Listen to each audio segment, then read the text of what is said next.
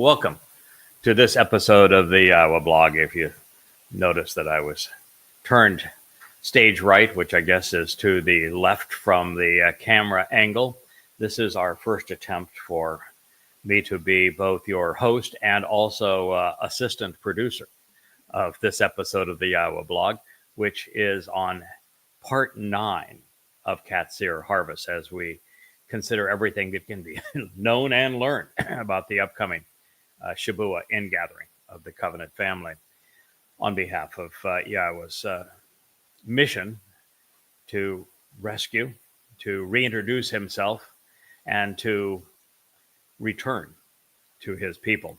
And so the computer that is now running the show is just off to my right, and I'm attempting to do both today. We'll see how many hats your host can wear and still be quasi-functional and attempt to be literate. The statement that we were considering from YAHOWAH at the conclusion of our 8th episode of the Shabuah Harvest read as follows: "And you should announce an invitation to meet in association with this essential day.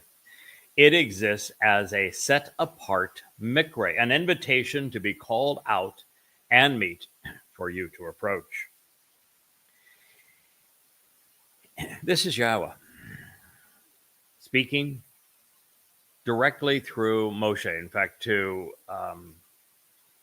take YAHOWAH at his word, which I think we should view this as YAHOWAH using Moshe's mouth. He said he was going to do so.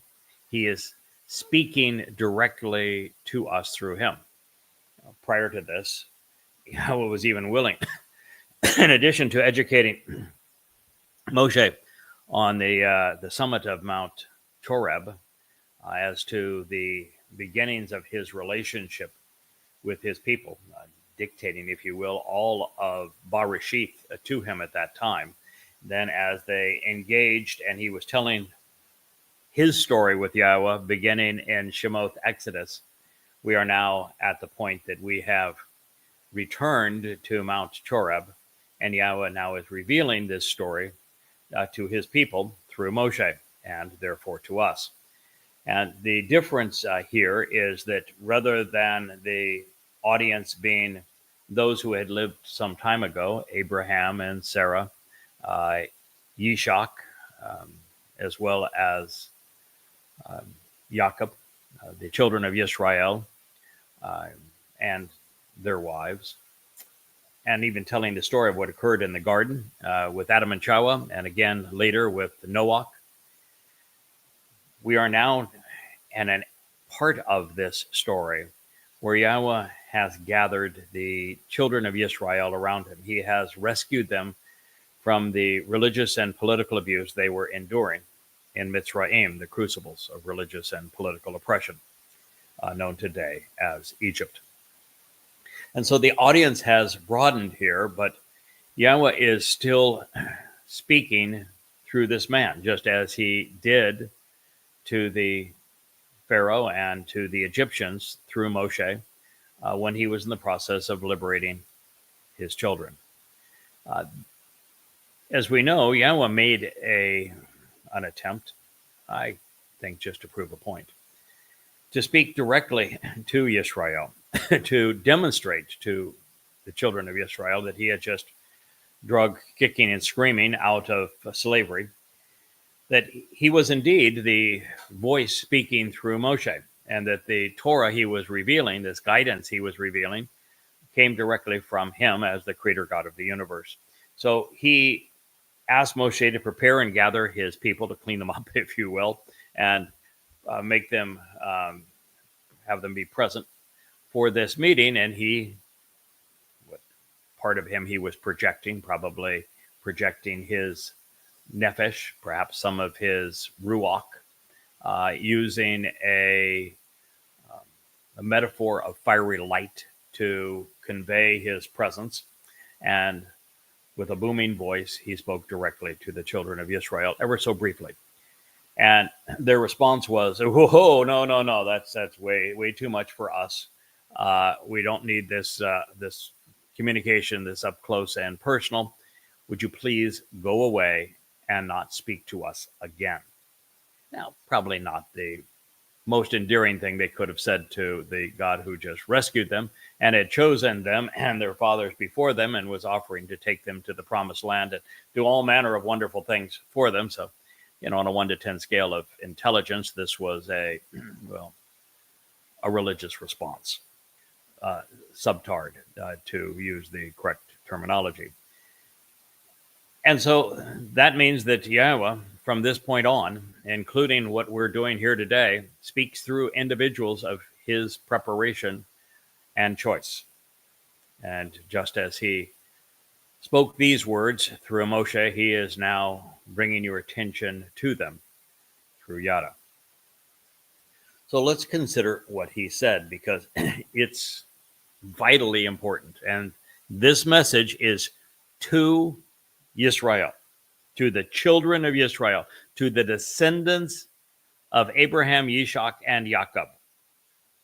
The rest of us have the opportunity to listen in, but this message is to God's people. And they haven't been listening. So it's time for a change. He said, you should announce an invitation to meet. That is a kara.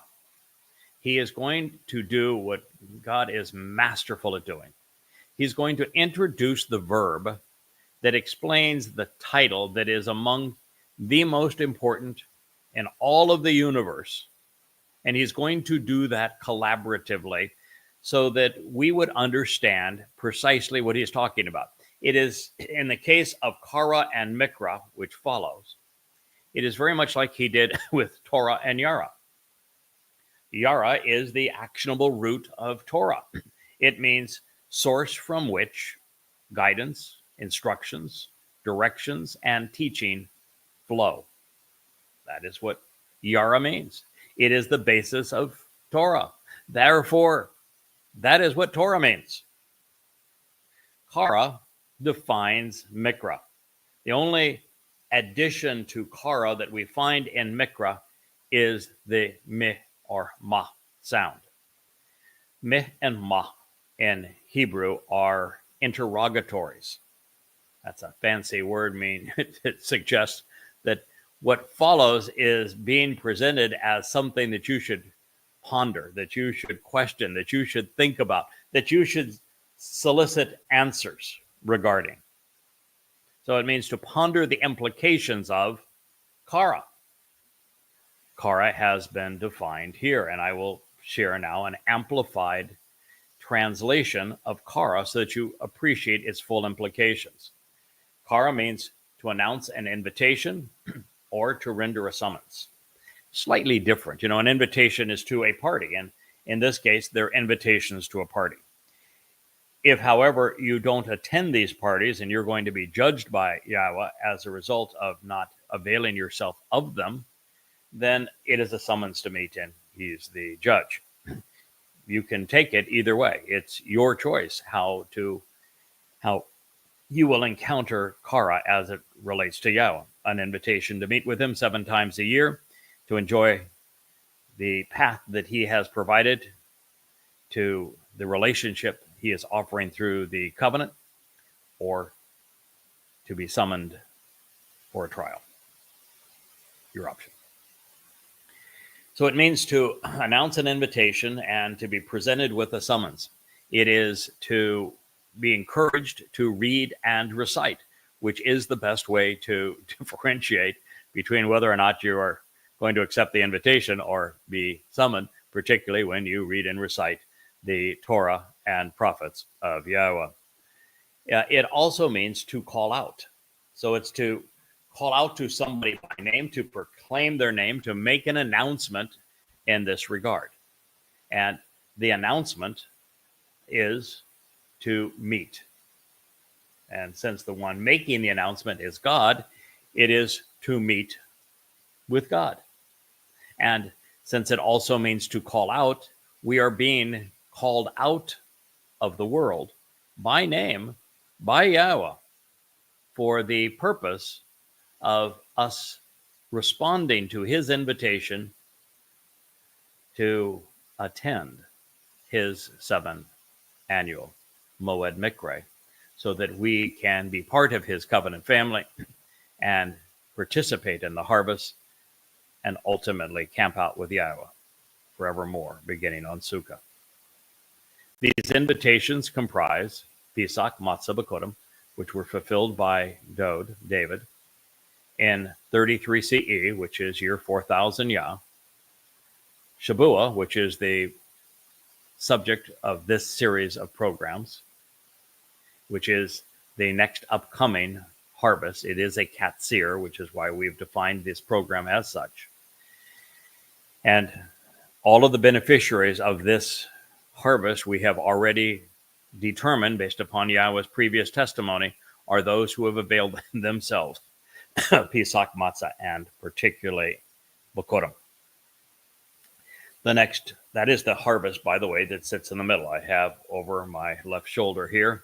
Probably should use my left hand to point to it, but there's a menorah up here, and you'll notice that the first 3 candles, lights on that menorah, they are oil lamps, they are not candles, but of the first 3 oil lamps on that menorah, they address the first 3 Moed Mikre that David, our Messiah, the Son of God, our returning King, has fulfilled.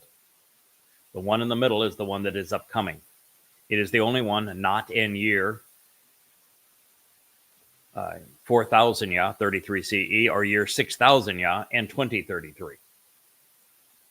It stands 7 years apart, which is why it is called sevens.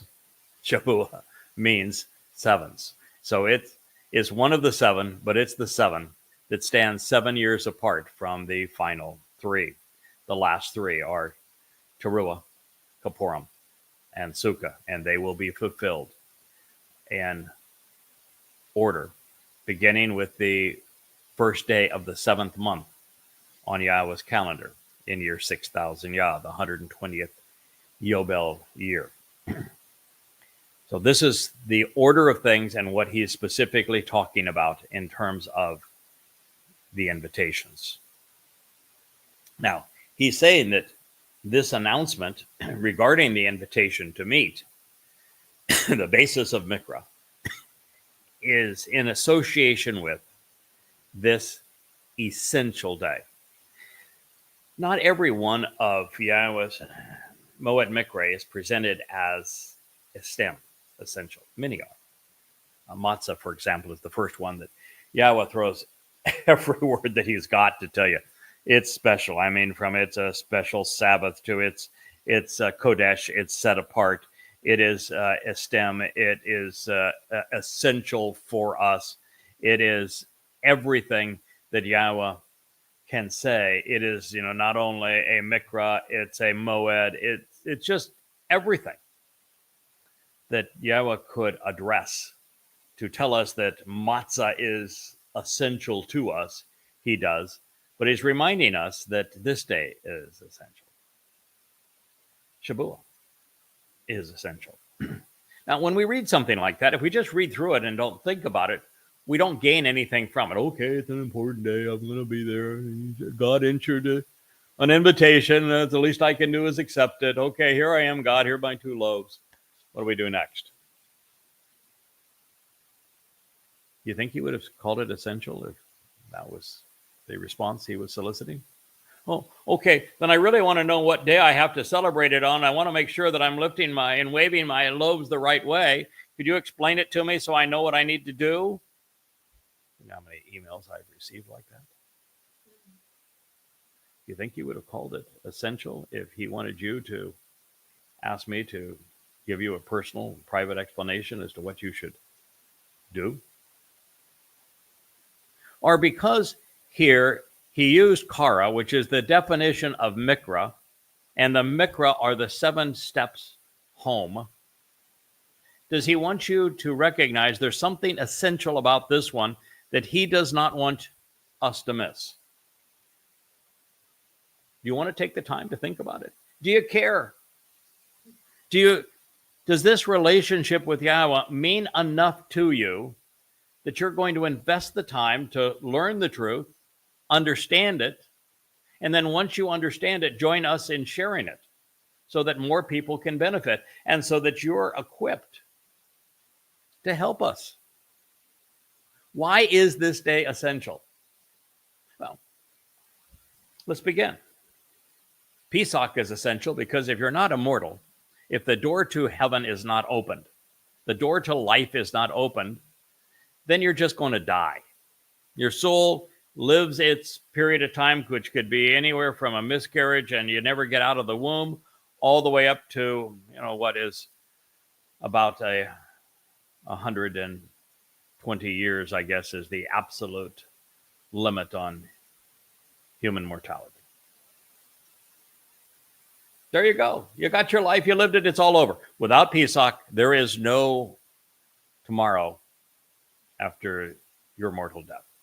So I would say that's probably essential. It's a really good idea to become immortal if you're going to spend time with an immortal being like Yahowah. So we'll check that off. That's essential. We ought to understand how the sacrifice that Dod made as the sacrificial lamb, the Pesach El, opens the doorway to life by everything that we can discern about it by studying the Torah and prophets, and then capitalize on the gift. But we also should know that the most essential day, the Kodesh Mikre, the one that is really set apart and important, that is celebrated as a 7-day celebration of our relationship with Yahowah, of which Pesach is actually integrated into and is just part of, is matzah. And since Yahowah tells it's essential, why don't we just reemphasize why it is essential? Because being eternal, without having our souls expunged of religious and political, conspiratorial, and militant, pro-military kinds of corruptions, means that we're going to spend our eternity separated from Yahowah. That place is called Sheol. It's known as hell. That's probably a really bad option. Making matzah the most essential day. To do as is presented in Judaism and in Christianity, and to try to observe Passover and not matzah is soul suicide. It's the worst outcome possible. It's the dumbest thing you could possibly do. I mean, the very basis of Christianity, where their crude counterfeit and mythical misnomer, Jesus Christ, who is just modeled after, very crudely modeled after the actual Messiah and Son of God, David, who actually did these things. They have him dying on a Roman cross on Passover without identifying that he is the Passover lamb. But nonetheless, if you were to figure out why it was Passover, that he was there, and you were to try to capitalize on it, and you don't observe matzah, which is the case of Judaism and in Christianity, then you've just sentenced your own soul to an eternity in Sheol, because you're now immortal. You still have all of that religious and political crap slathering, stinking up your soul. Can't get into heaven. So we're going to chalk up matzah as essential. This is the day that after Dod's Bashar, corporal body, served as the Pesach El, the Passover lamb, opening the door to life, and his body was then incinerated that night.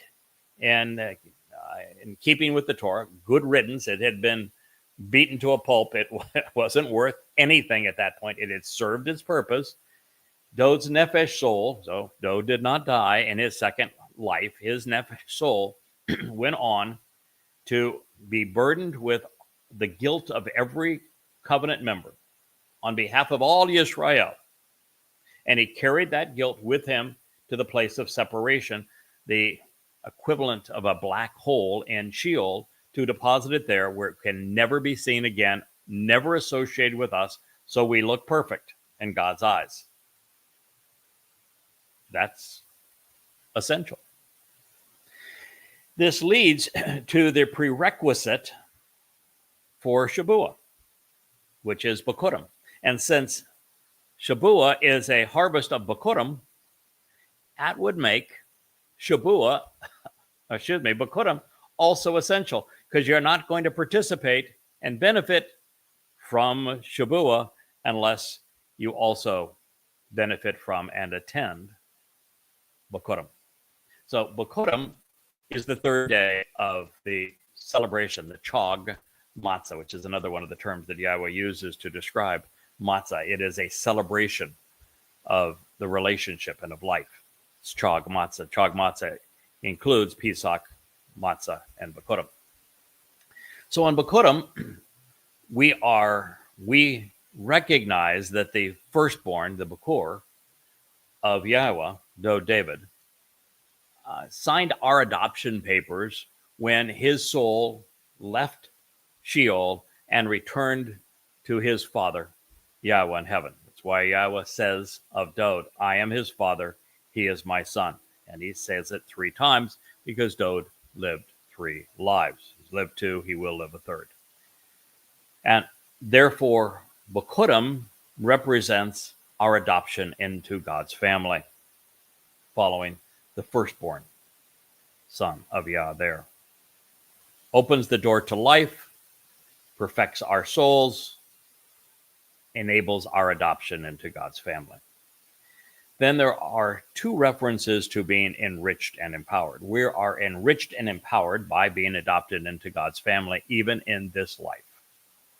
But God must enrich us and empower us to an infinite extent from that point for our souls to jettison these physical bodies, which are huge limitations to us, and become spiritual and energy-based beings akin to light, where our soul resides within a form of energy as opposed to a physical body. And so we have to be, and Shabuah does this, enriched again.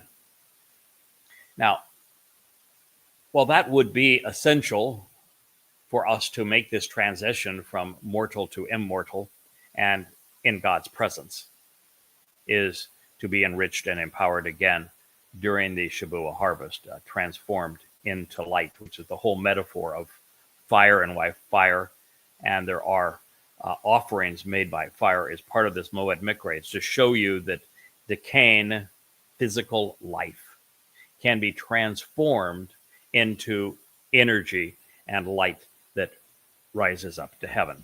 From life to light is the message. And so that's rather essential. And that could be by itself enough to explain why this day was called a stem. A stem means a skeletal.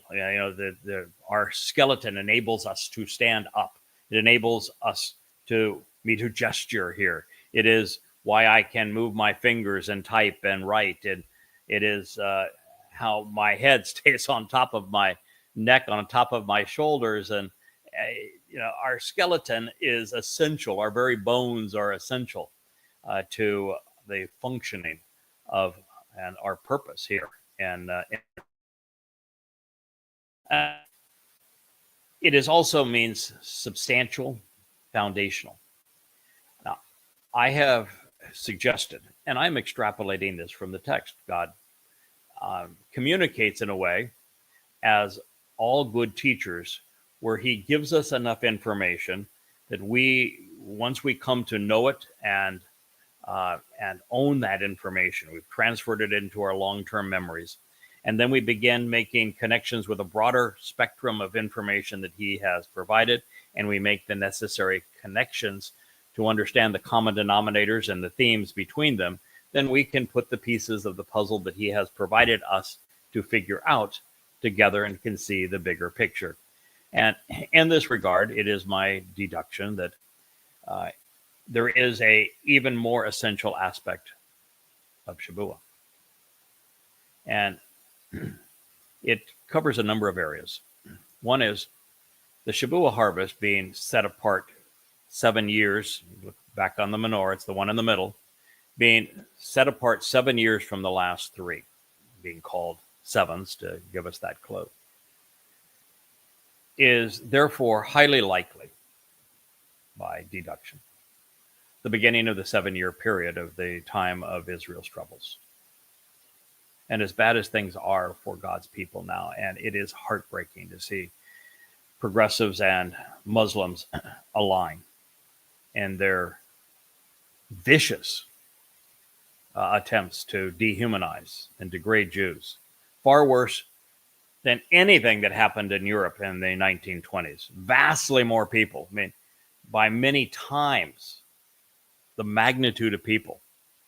And it's not just centered in one area of the world around Germany and throughout Europe, but pervasive throughout the entire world, including all of those nations surrounding Israel and all of the most powerful nations, again, in Europe and the United States, even now in South America and many throughout Asia, that are clamoring for Israel's annihilation, siding with the perpetrators of rape and mass murder, abduction, and torture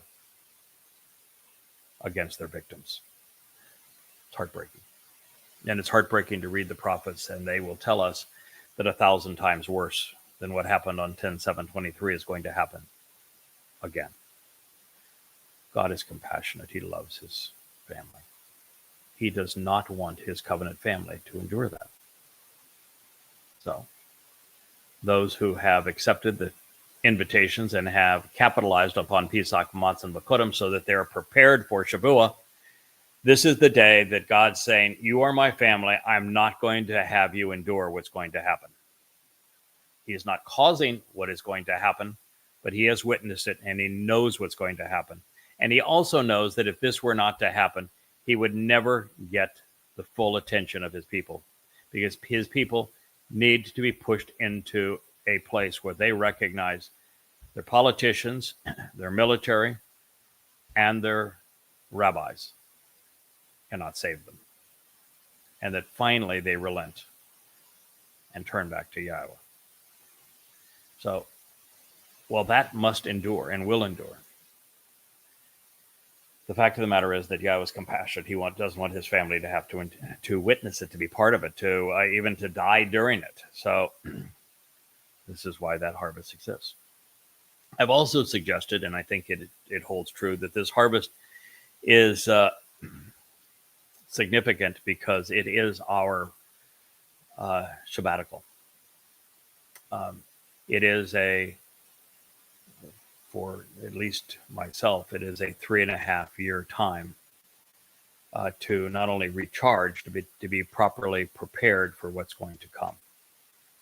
And Yahowah not only wants his witness, his final witness, along with Elia, energized and prepared and really transformed, becoming vastly more effective, so that when he returns on the 1st of Abib in 2030 with Elia, that we do the best job possible, and not only protecting Yisrael, but equipping Yisrael with the knowledge that Israelites need to embrace Yahweh's name, to become reacquainted with their Messiah and King, Dov, before his arrival, and to rectify their embittered revolt against God and join the covenant.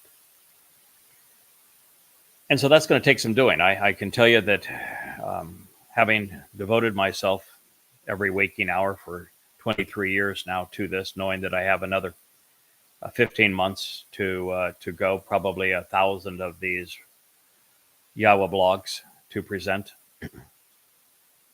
I am probably going to need that break. As much as Yahowah has boosted my endurance and my capability in sharing this message with you, with the 7 spirits afforded my role as choder,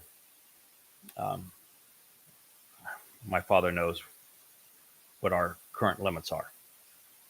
And he also knows that some of these things just need to happen, and they're going to happen, and Israel has to become more receptive before enough listen to make a tremendous difference. Now, the other reason is that YAHOWAH must ensure that there is a significant, meaningful, important gathering of his people who are receptive to him, who have embraced his name, his son, and what his son has done for us, who have returned to accept the conditions of the covenant, who are aware of what's going to happen on Yom Kippurim in year 6000 Yah, as the sun sets 6:22 p.m., October 2nd, 2033, and Jerusalem, when he returns.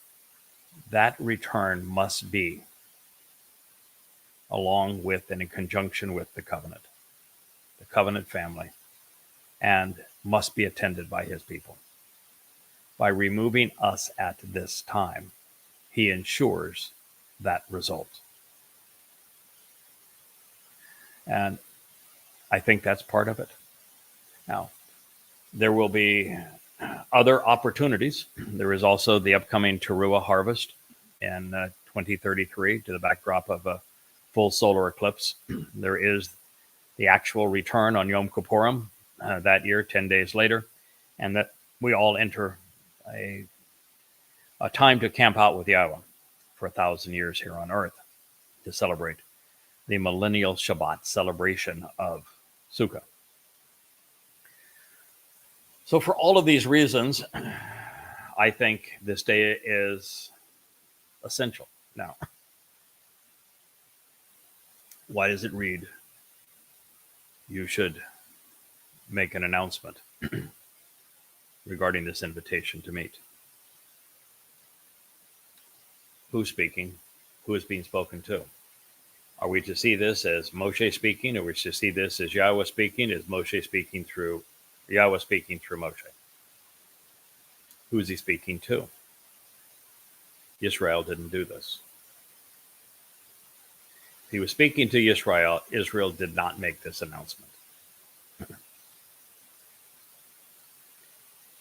So who is? Shouldn't be difficult to figure out either, should it? Because this is the first time that this announcement has been brought to your attention in this way. Now, I won't be the only one. There are others in the covenant family who are joining me and helping me broadcast this announcement to you. There are also a time forthcoming, just now 4 years from now, when Elia will return and join me in announcing all of this. However, it's hard to include Elia on this one. Why? Because the day that's now essential is he's talking about a Shabuah. The fulfillment of Shabuah will be 3.5 years past before Elia returns. So this is another way that YAHOWAH has written the role that I've been asked to play right into his Torah. And he's done so because not only does he want me to figure it out so that I can do as he has requested, but that when I do, you listen, then respond appropriately. No one has ever made this announcement to you. No one has ever explained what is occurring until now. God continued. It exists as Haya. Haya is the basis of YAHOWAH's name. It's the most important verb in the Hebrew lexicon. Because verbs in Hebrew are not stuck in time, as is the case in English with a past, present, and future. The verb means was, is, and will be. So it was, it is, and it always will be a Kodesh, a set apart mikre, invitation to be called out and meet. Kodesh, another of the top 10 words in the Hebrew lexicon for you to understand. Kara is, part of that top 10 too. Maybe I'm going to have a top 10 that includes 20, but shoot me if I'm exuberant in this, or if that I love the words, the palette that Yahweh chose to paint his picture. Kodesh is one of those words. It is almost always rendered holy, which is a religious term dating back to Babylon, and Bible translations, whether they be the JPS Tanakh or any one of the seemingly endless array of Christian publications. Who knows why Christians carry around what they call the Old Testament, the Torah, prophets, and Psalms. Their religion contradicts it in every possible way. But it's a wonder that even Jews pay any attention to the Torah, since they have plastered over it with their Talmud, and it is the basis of their religion. Well, this exists as something that is not holy, but is set apart. Now, set apart is a concept. It can be interpreted in one of two ways. That means that something can be set apart from Yahweh, which means that it is part of Yahweh's nature that can be seen set apart from him for a particular purpose. Like Yahweh's nature includes a ruach and a nephesh, both of which Yahweh can project to accomplish his purpose. Yahweh is by nature light energy, and therefore he can set apart some of his light energy to project his presence. So it can be set apart from Yahweh. A part of Yahweh doesn't make Yahweh multiple parts. It just means this is part of the nature of Yahweh that he can project. But in most cases, that really isn't the intent of what set apart is conveying. And I don't think it means that here, although clearly this mikra belongs to Yahweh. It isn't a Jewish holiday.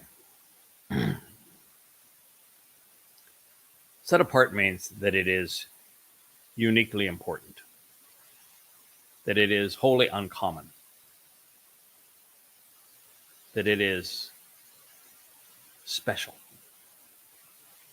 Now, when you consider those things that are common, when you consider those things that are prevalent in humankind, the simple message there is, my wife is holding up a sign she wants me to read, but it's way too long for me to look up and to try to process it at this time.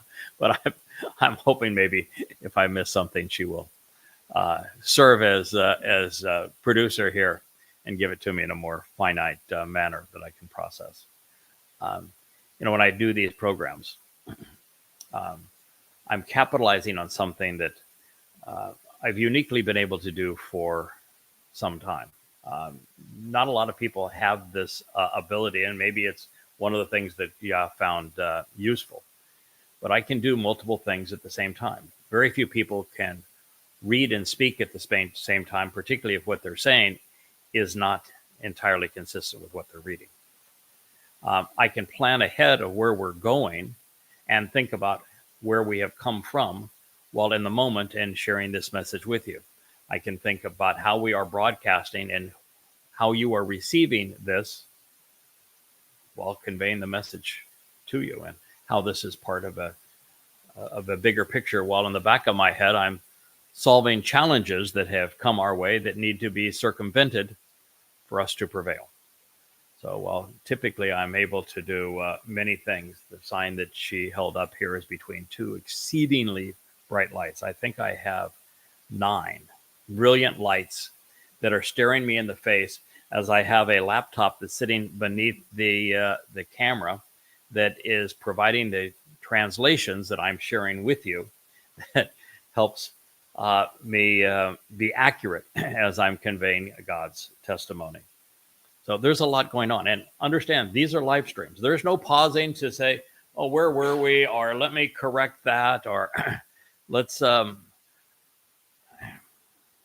in a different direction. Every one of these presentations, all 90 of them that have been prepared so far, they're all live streams. As you saw, I hit go on the computer.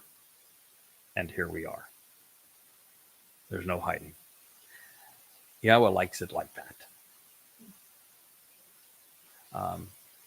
Doesn't matter whether or not I like it like that. I'm certainly comfortable in that role. And he's made me comfortable in that role because of what sits behind me. These 30 some odd books. Took me 23 years to write the translations, and every translation I'm sharing with you, I have written. It's unlike any other translations that's ever been written previously.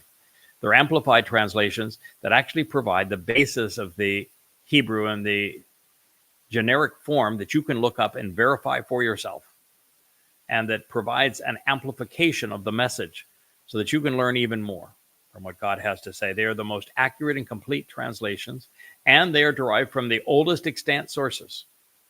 Nothing like them has ever been conceived previously. And by doing those over and over again now for 23 years, and then sharing the insights that can be derived from them, as we have devoted every aspect of this show, me going word for word and saying, this is what you can glean from this. Shabuah isn't the only harvest here. We're harvesting information. We're harvesting knowledge. We're gleaning what we can ultimately comprehend and understand, and therefore respond to in an intelligent way. And as a result of doing that, there are thousands, I would dare say tens of thousands of unique insights that I've shared in these books and now sharing as part of these programs that no one has thought of or conveyed to anyone, whether verbally or in writing, over the past 1,000, 2,000, in many cases, 3,000 years. So there's a lot going on here that I want you to know that I didn't wake up someday in December and decide, I think I'm going to start a YAHOWAH blog. And I'm going to share whatever comes to mind. No. This has been a long journey. I've invested the time. I have been a diligent student of Yahweh's testimony with an open mind. And I've come to the knowledge that I'm sharing with you over that time, constantly showing a willingness to scrub the indoctrination from our society away, which is central to coming to understand and know Yahweh. Constantly learning, constantly making connections, seeking the common denominator, making intelligent deductions, calculations, extrapolations, so that the picture fits together, so that you can perceive it as God intended. So for the first time ever, you're empowered and equipped and enlightened to make the most informed decision possible about your future, the future of your soul. That is why we're here. Kodesh means that what I'm sharing with you is uncommon. Yeah, it is so uncommon that virtually everything I'm conveying to you, including this definition of Kodesh, set apart, was previously unknown throughout thousands of years. The most prevalent forms of influences over humanity over these past 6,000 years have overwhelmingly been religion and politics, governance of some form, followed by militarism and the economic caste system. These are the things that have influenced our thinking, our society. Today, it's worse than ever. You have 2.5 billion Christians that believe that a crude counterfeit, someone who never actually existed, a mythical misnomer, was the Son of God and a Messiah and Savior, when Yahweh says, no, it's my son, though David, who was the Messiah and Son of God, and who fulfilled Pesach Matzah Bakodim to save you. And that these people have robbed God's chosen people, Yisrael, of the promises he made to them, claiming them for themselves. And then you have Judaism, which made a bad situation worse by countering the false Messiah of Christianity with a false Messiah of their own and causing the diaspora, leading to the Holocaust. And that's the founder of the Jewish religion, Rabbi Akiva. And then you have Islam, literally conceived by the adversary for the express purpose of exterminating Jews, declaring war on all humankind. And you have 2 billion of them. And then more recently, we've watched over the last 2 generations a group of people who now identify themselves as progressives. They're, I like to call libertards. It's halfway between liberal and retard. And I use that pejorative term because they have spurned evidence and reason. They're programmed. It's now a religious cult, a conspiratorial religious cult at that. That having eschewed evidence and reason and preferring to believe in their platitudes has aligned with the most evil religion in human history to denounce, demean, and exterminate God's people. They can't be reached. Words no longer matter to them. There's over 1 billion of them, 2 billion Muslims, 2.5 billion Christians. And then you have to add to that another probably billion people who would be either ultra right-wing in their politics, most of them wrapped up in all manner of conspiracy theories. Many of those blame the Jews. Can't reach them either. Evidence and reason means nothing to a conspiratorial advocate. They hate the wrong things. They believe in the wrong things. So ultimately, it's a very small audience that isn't, that I should say, that is Kodesh. That is wholly uncommon. To be wholly uncommon, to be Kodesh, to capitalize on a Moed Mikre, you have to eschew religion, politics, conspiracy, militarism. You have to be set apart from all of those things. You cannot be a progressive. You cannot be a Christian. You cannot be a Muslim. You cannot be a right-wing MAGAite wacko with your conspiracy theories. No, no, no. That's why the one prerequisite of the covenant is you must walk away from Babel, from this intermixing in Babylon of religion and politics. Got to walk away from the family of man. You must be uncommon. This day is for the uncommon, for those who are not religious, for those who are thinking as opposed to reactionary, for those who know the truth and are loyal to Yahweh, engaged in his covenant family. It is for those who are not political. It is for those who are not pro-military. I keep on begging Israel, and I've started this on 10/7 of 23. Israel, you need to learn who your enemy is, and it's not Hamas. They're just a symptom. And you need to know that when you're fighting a religious foe that has declared war on you and is trying to annihilate you and has been doing so for 1,400 years, you need to start using your brains instead of your bombs. As I pointed out, the average Muslim IQ is around 70. The average Jewish IQ is 115. God's people are equipped to win this battle if they fight it up here, which means they need to learn the truth about Islam and confront the religion straight on. Make it impossible to be a Muslim in a place where the truth is known by using your words. So set apart means that you are not part of the things that permeate humankind: religion, politics, militarism, economic schemes, particularly the caste system that has been so depriving of freedoms. That's what it means. You can engage in social media so long as your use of social media is productively to make God's people aware that he is returning with his son and that he has conditions of his covenant, and he's inviting you to attend these mikvahs. If you're using it to live some fantasy life or to spy on somebody else's fantasy life or to promote a conspiratorial agenda, then you're common too.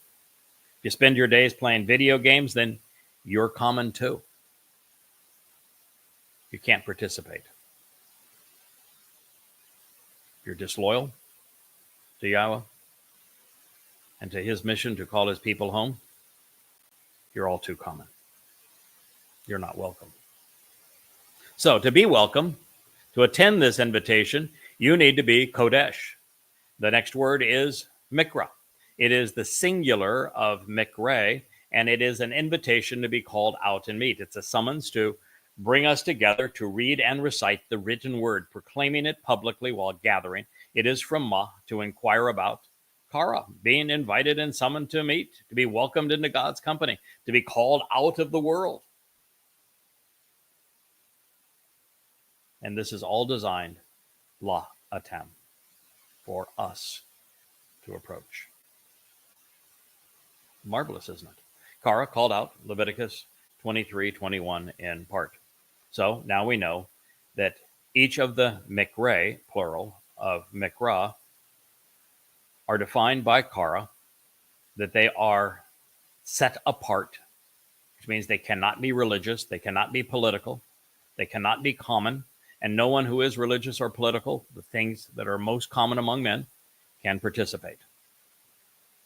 And that God is encouraging us to meet with him on these days. And that he is saying that our meeting with him on these days and on this day, Shabuah, is essential. You want to play I Dare You with God on it and pretend it's not?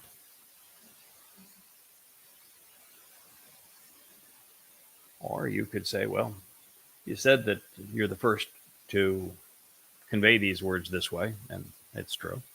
Maybe it's just essential for you to tell us these things this way. But if you were to go there, if it is just essential for me to share these words with you this way, what's the point? If you don't listen and respond.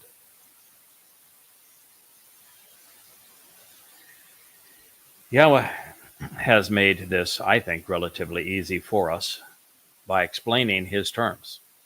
Shame that no one has bothered to think about them. Just think about things, for example, like estem, essential and foundational, and kodesh, set apart and uncommon. The juxtaposition between those things. Profound insights are derived when we understand these nuances. That's how the pieces of the puzzle come together. It gets framed appropriately and presented accurately to you.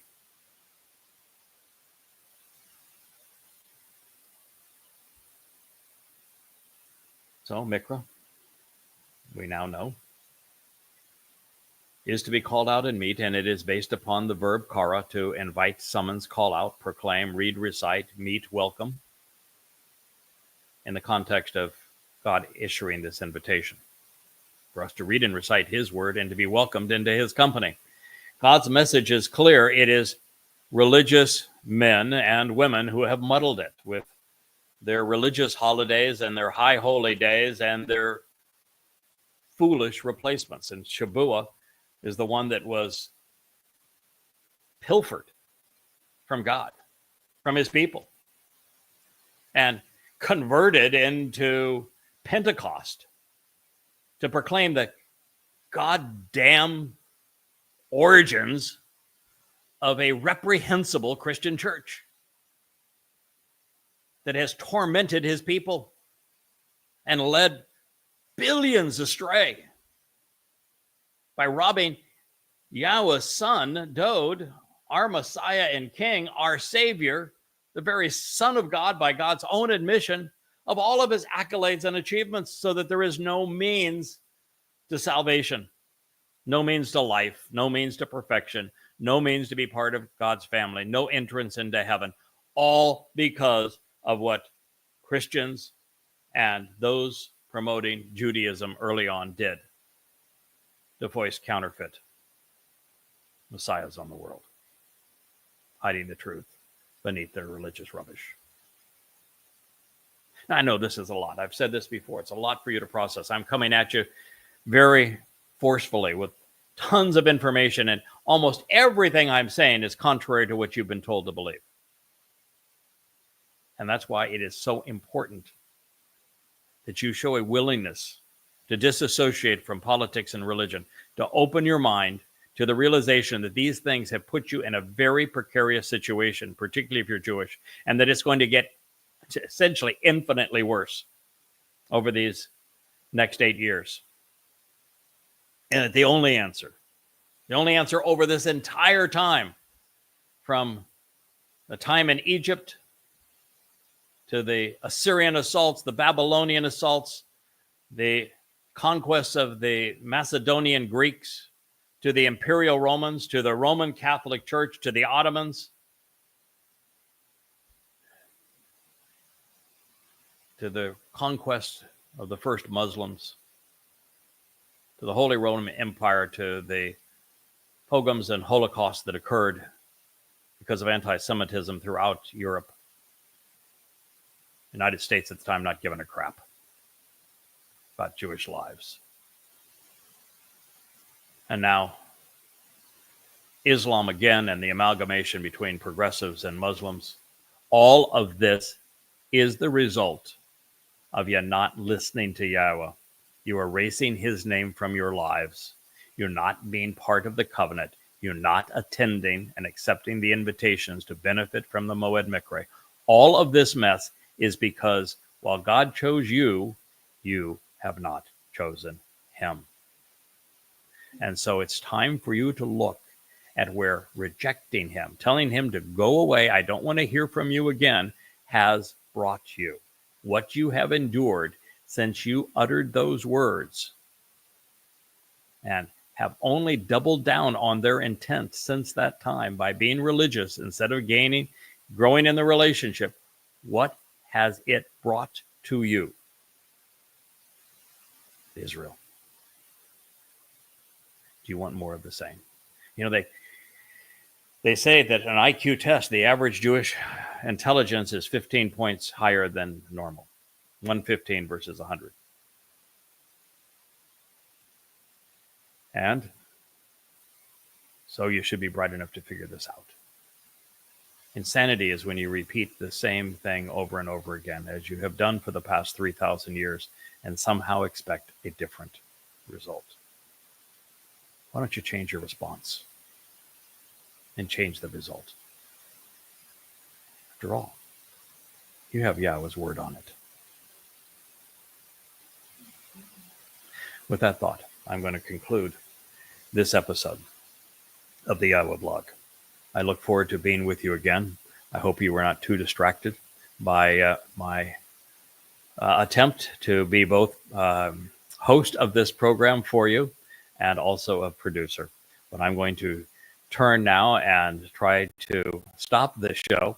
So excuse me as I turn away from you. It's not a sign that I am leaving you. I will be back, I promise, to continue the next episode of Qatsyr Harvest. Thank you for listening.